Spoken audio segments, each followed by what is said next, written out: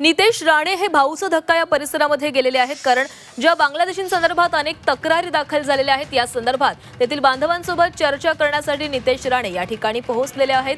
मत्स्योद्योग मंत्री नितेश राणे हे भाऊचा धक्का या ठिकाणी पोहोचलेले आहेत आणि तिथल्या नागरिकांशी ते संवाद साधत आहेत।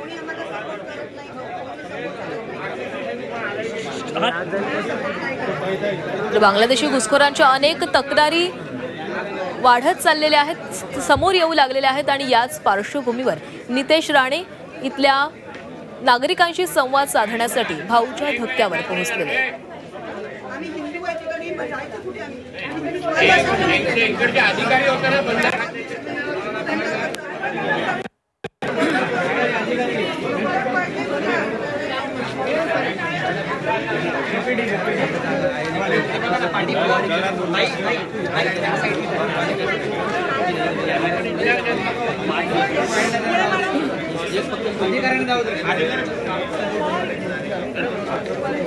अधिकाऱ्यांनी